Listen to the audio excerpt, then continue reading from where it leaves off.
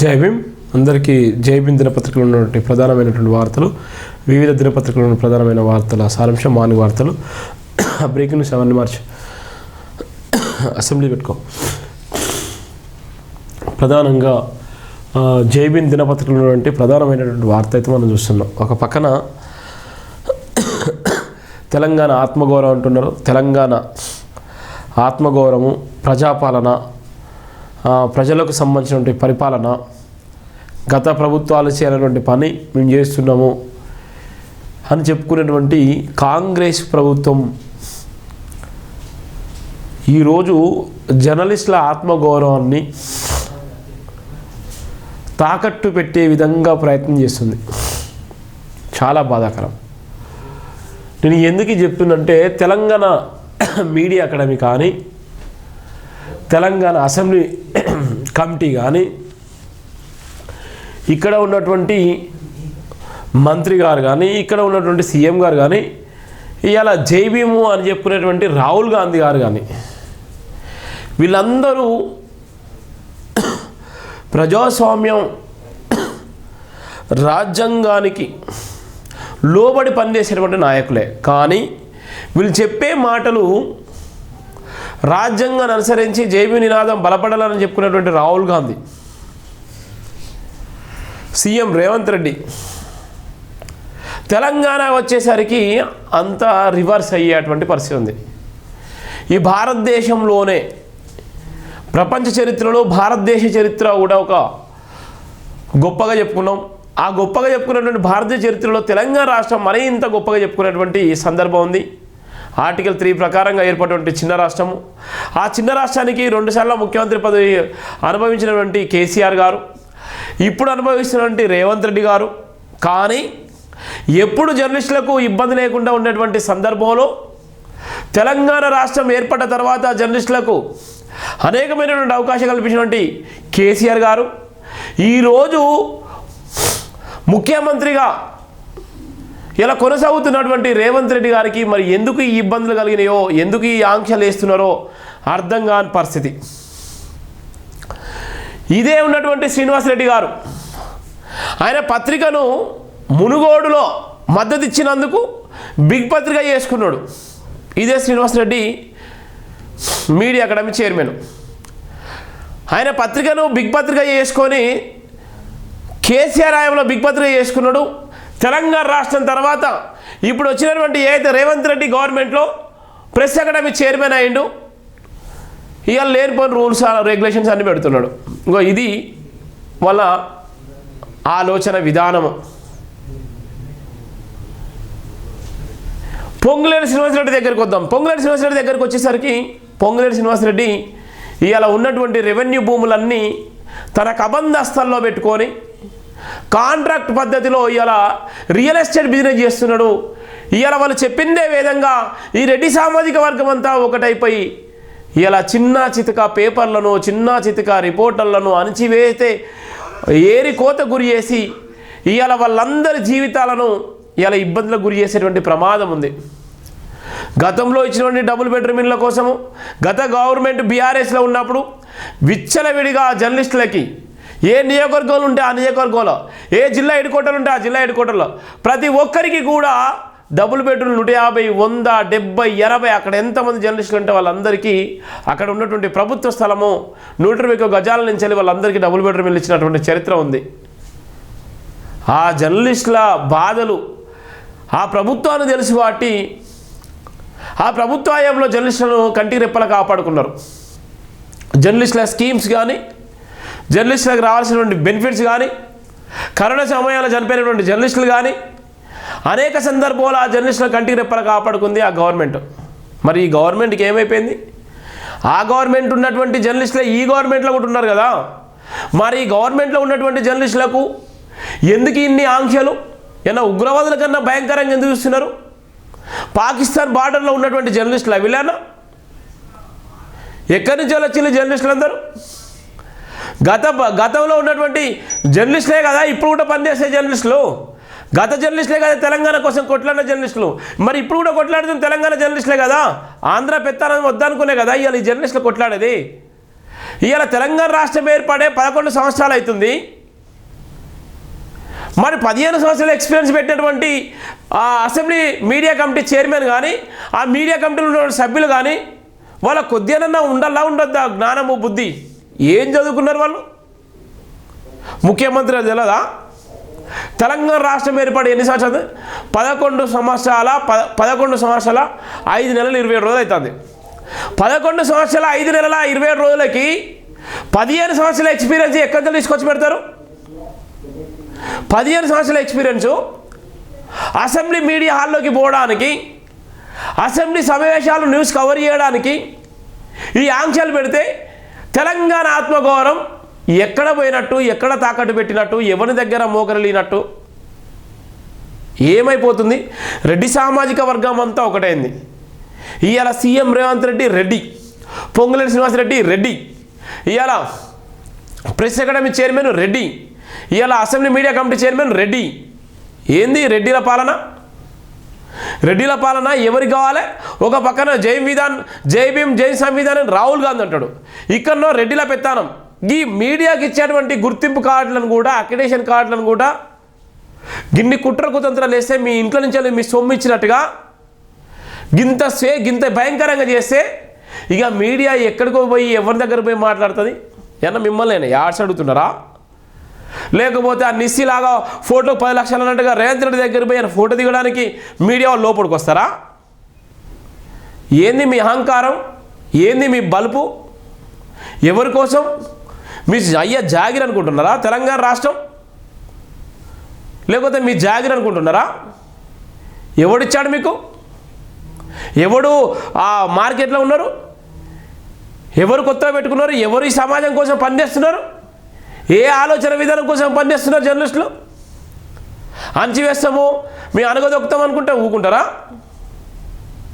ఏంది అనాలోచిత ఆలోచన వల్ల? ఎవడు చెప్పింది మీకు? మీరు బతకడానికి, మీరు ఉండడానికి నలుగురు కడుపు కొట్టి మీరు బతారా? నలుగురు ఏడుపు తగిలి మీరు పోరా? ఏం చేసుకుంటున్నారు మీరు? ఎంత ఒక భాగం. ఇక ఐఏఎస్ ఐపీఎస్లు అయితే ఇంకా విచిత్రమైనటువంటి బాధ. ఇక ఐఏఎస్ ఐపీఎస్లు అయితే, దళిత ఐఏఎస్ ఐపీఎస్లు అయితే ఇక ఈ ప్రభుత్వానికి కానరారు. తెలంగాణలో పుట్టినటువంటి ఐఏఎస్ ఐపీఎస్ అధికారులకి, వాళ్ళ ఐఏఎస్లు కానీ ఐపీఎస్లు కానీ వాళ్ళకి ఎలాంటి పోస్టింగ్లు, వాళ్ళంతా లూప్ లైన్లో ఉన్నటువంటి ఐఏఎస్ ఐపీఎస్లు. తెలంగాణ రాష్ట్రంలో ఉన్నటువంటి ఐఏఎస్ ఐపీఎస్లు అతి తక్కువ మంది ఉన్నారు. వాళ్ళకి ఇప్పటివరకు పోస్టింగ్లు ఇవ్వలేదు. పోస్టింగ్లు ఇచ్చిన అడపదడప పోస్టింగ్లు, వాళ్ళ లూప్ లైన్ పోస్టింగ్లు. ఇక మరి రేవంత్ రెడ్డికి కొద్దిగా అర్థమవుతుందా? అదర్ స్టేట్ వాళ్లకు బలమైన పోస్టింగ్ ఇచ్చిళ్ళు, ఒక్కొక్కరికి 3-4 శాఖలు కలిపినటువంటి పోస్టింగ్లు ఇచ్చిళ్ళు. ఇవాళ తెలంగాణలో ఉన్నటువంటి ఐఏఎస్ ఐపీఎస్ అధికారులకి ఏమాత్రం పోస్టింగ్ లేకుండా లూప్ లైన్లో ఉన్నటువంటి ఐఏఎస్ ఐపీఎస్ అధికారులు. మరి ఆత్మగౌరవం ఎక్కడ పోతుంది? ఆత్మగౌరవాన్ని అమ్ముకున్నటోడు, ఆత్మగౌరవాన్ని తాకట్టు పెట్టినోడు. ఏమైపోతుంది తెలంగాణ రాష్ట్రం? ఎవడి పాలయ్యింది తెలంగాణ రాష్ట్రం? ఎవడేళ్తున్నాడు తెలంగాణ రాష్ట్రం? ఎందుకు ఇంత భయంకరమైనటువంటి పరిపాలన చేస్తున్నారు? ఎందుకు ప్రజలు తిరగబడక ముందుకే ప్రజలకు తిరగబడేటువంటి ఆలోచన ఎందుకు కల్పిస్తున్నారు? ప్రజాస్వామ్యం ఎందుకు ఇంత ఇబ్బందికరంగా మారబోతుంది? ఎవడి చేతిలో ఉంది? ఇదంతా ఒక భయంకరమైన పరిస్థితి. అందుకోసమే ఇక వస్తుంది మీకోసం అనేటువంటి నేపథ్యం జై భీమ్ దినపత్రిక రాసింది. జై భీమ్ దినపత్రిక, జై భీమ్ టీవీ పెట్టి 2016 నుంచి మొదలుకుంటే 2026కు వస్తే 10 సంవత్సరాలు. ఎన్నో ఇబ్బందులు, ఎన్నో సమస్యలు, ఎంతో వివక్షత, అంటరానితనం ఏ విధంగా అయితే బాబాసాహెబ్ అంబేద్కర్ గారికి ఎదురైందో అంతకన్నా 79, 70, 80 సంవత్సరాల స్వతంత్ర భారతదేశంలో కూడా అంతకన్నా భయంకరంగా ఉన్నటువంటి నేపథ్యం. ఆనాటి కాలంలో బాబాసాహెబ్ అంబేద్కర్ గారు భారత రాజ్యాంగం రాయడానికి ఎన్ని ఇబ్బందులు గురి చేసినారో, ఎన్ని ఇబ్బందులు తట్టుకొని నిలబడ్డాడో అంతకన్నా భయంకరమైన పరిస్థితి. ఇంత టెక్నాలజీ ఉన్నప్పటికీ కూడా ఈ రోజుకు కూడా వివక్షత కొనసాగుతూనే ఉంది. పల్లెలలో, గ్రామాలలో, పట్టణాలలో ఇలా ఉద్యోగస్తుల దగ్గర, ప్రైవేట్ సెక్టర్ల దగ్గర, అసెంబ్లీల దగ్గర, ఇవాళ ఎమ్మెల్యే మినిస్టర్ల దగ్గర ఇలా ప్రతి చోట వివక్షత కొనసాగుతూనే ఉంది. ఇవాళ జైభీం టీవీ ఛానల్ పెట్టుకొని ఆస్పాస్ని నమ్ముకొని జైభీం టీవీ ఛానల్ పెట్టుకొని జైభీం దినపత్రిక పెట్టుకొని Jai Bhim TV group of organisations పెట్టుకొని ఇలా వందలాది మంది జర్నలిస్టులను తయారు చేసేటువంటి క్రమంలో ఇలా జైభీం టీవీకి జైభీం దినపత్రికలకు మేము అక్రిడేషన్ ఉన్నప్పటికీ కూడా మేము మీడియా పాసులు ఇవ్వము, మీడియా పాసులు మేము ఇస్తే అది ఇబ్బంది అవుతుంది, ఆ గైడ్లైన్స్ అంతా ఒప్పుకోవట్లేదు, 15 సంవత్సరాల ఎక్స్పీరియన్స్ కావాలంటే తెలంగాణ రాష్ట్రం ఏర్పడే 15 సంవత్సరాలు అవుతలేదు. తెలంగాణ రాష్ట్రం ఏర్పడే 15 సంవత్సరాలు అవుతలేదు. 15 సంవత్సరాల జర్నలిస్టులు ఎక్కడి నుంచి పుట్టుకొస్తారు? తెలంగాణ రాష్ట్రం ఏర్పడి 15 సంవత్సరాలు కానప్పుడు 15 సంవత్సరాల ఎక్స్పీరియన్స్ ఎక్కడి నుంచి వస్తుంది?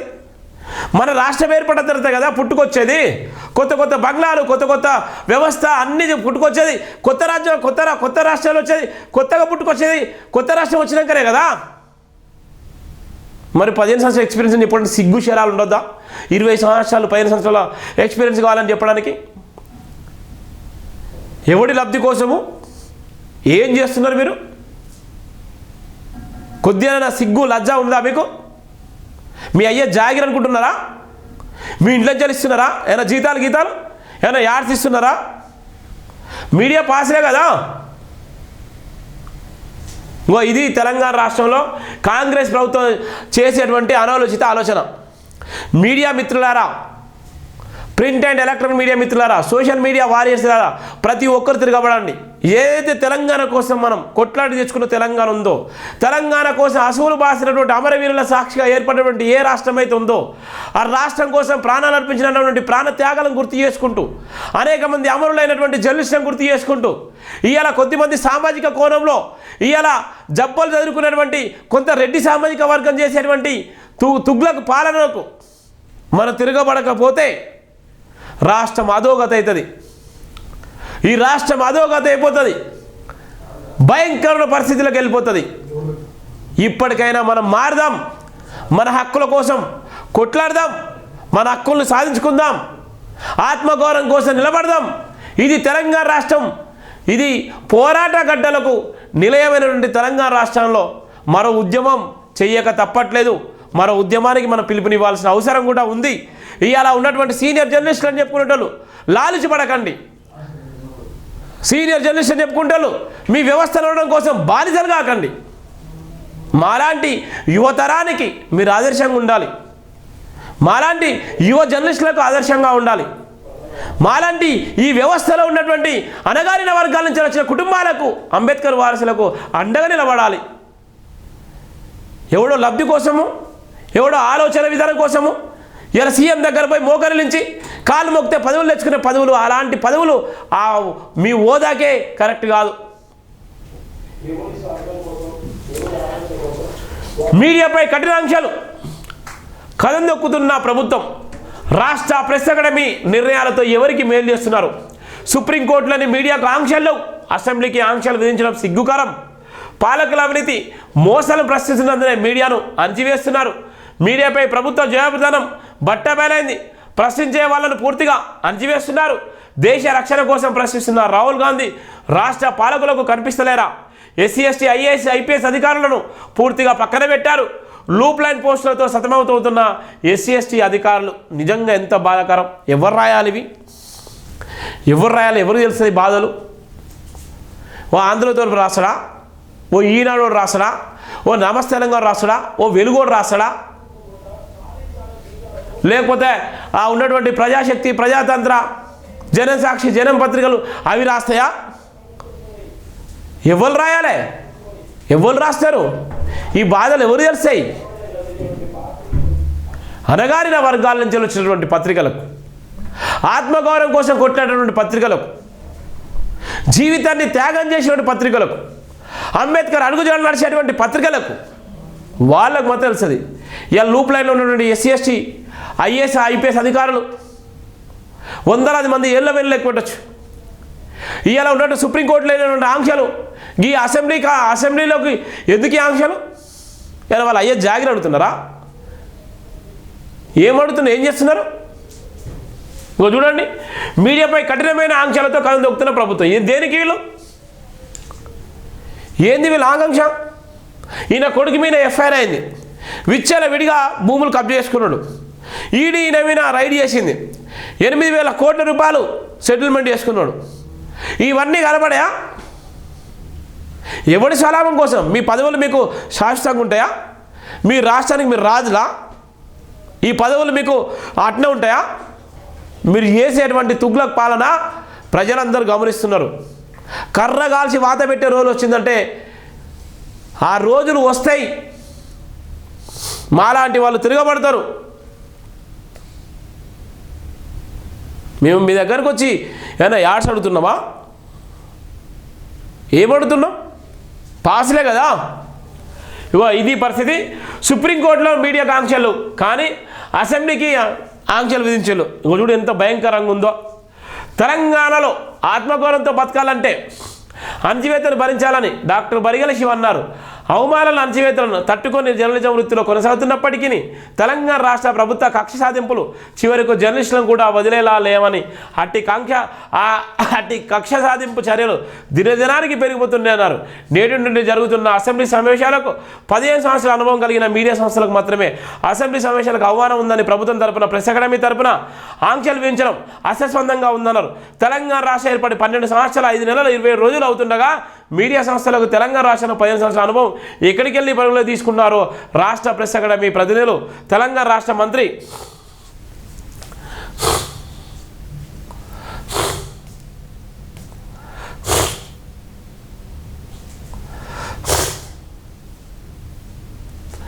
తెలంగాణ ప్రెస్ అకాడమీ మంత్రి పొంగులేటి శ్రీనివాసరెడ్డికి తెలియాలన్నారు. సుప్రీంకోర్టులో జరుగుతున్న వాదోపవాదాలను ప్రపంచమంతా వీక్షించే విధంగా లైవ్ టెలికాస్ట్ ఏర్పాటు చేసి సుప్రీం ధర్మాసనం ఆదర్శవంతమైన నిజాయితీని దేశానికి కనబరుస్తున్నప్పుడు రాష్ట్ర పరిధిలో జరుగుతున్న అసెంబ్లీ సమావేశాలకు ప్రజలకు చేరవేయడానికి జర్నలిజాల ఆంక్షలేందంటూ సూటిగా ప్రశ్నించారు. నాయకులకు, పాలకులకు ప్రజాపాలన ప్రభుత్వంపై నమ్మకం, విశ్వాసం లేకనే మీడియా ప్రజలను అసెంబ్లీ సమావేశాలకు రానివ్వకుండా అడ్డుపడుతూ ఆంక్షలు వేస్తూ వాళ్ళని అవమానపరచడమే కాకుండా పూర్తిగా అణచివేస్తున్నారని దుయ్యబట్టారు. రాష్ట్రం ఏర్పాటు 2 సంవత్సరాలు దాటిపోగా ఇప్పటి వరకు జరిగిన అసెంబ్లీ సమావేశాల్లో ఎప్పుడు లేని కొత్త అంకెలను తెర మీద తీసుకొచ్చి జర్నలిస్టులను వేయించిన పాలకులపై పైచేసిగా ఆనందం భావించారు. రాష్ట్రంలో ఎస్సీ, ఎస్టీ, ఐఏఎస్, ఐపీఎస్ అధికారులను ప్రభుత్వం పూర్తిగా విస్మరించిందని, 90% అధికారులను లూప్ లైన్లో పోస్టింగ్ కల్పించి తీవ్ర అన్యాయం చేస్తూ మానసికంగా వేస్తున్నారని రాష్ట్రంలో స్థానాచరణలు కల్పించబడుతున్న ఐఏఎస్, ఐపీఎస్ అధికారులు పోస్టింగ్ తెలియజేస్తున్నాయన్నారు. తెలంగాణ రాష్ట్రంలో సమైక్యవాదాన్ని చూడచక్కగా పాటిస్తున్న పాలకులు ప్రశ్నించే వాళ్ళను పూర్తిగా అణచివేస్తున్నారని తీవ్రంగా ధ్వజమెత్తారు. తెలంగాణ రాష్ట్రం ఏర్పడి 15 సంవత్సరాలు కావడం లేనప్పుడు అసెంబ్లీ సమావేశాల కవరింగ్ కోసం జర్నలిస్టులకు 15 సంవత్సరాల సంస్థల నిర్మాణం అనుభవాన్ని ఎక్కడి నుండి తెచ్చిందంటూ సూటిగా అడిగారు. ఒకవైపు రాష్ట్రంలో దళితులను అక్రమ కేసులు పాలు చేస్తూ పోలీసుల టాస్క్ ఫోర్స్ స్టేషన్లో రోజుల తరబడి పెట్టుకొని విపరీతంగా కొడుతున్నారని, వాటి వల్ల యువత దెబ్బలు తట్టుకోలేక ప్రాణాలు కోల్పోతున్న నిజాయితీకి జర్నలిజాన్ని నమ్ముకొని జర్నలిజమే ఊపిరిగా బ్రతుకుతున్న జర్నలిస్టులను అవమానపరచడం ప్రభుత్వం ఖచ్చితంగా మూల్యం చెల్లించుకునే రోజు వస్తుందని గుర్తు చేశారు. అధికారం ఎవరికి శాశ్వతం కాదని, అధికారం ఉంది కదా అని ప్రశ్నించే తత్వాన్ని బలుగొంటామంటే ఎవరి బాబుతరం కాదన్నారు. ప్రజాసేవ కోసం పాలకులు ఎలాంటి ఆత్మగౌరవాన్ని పాటిస్తున్నారో పాలకులకే వదిలేయాలన్నారు.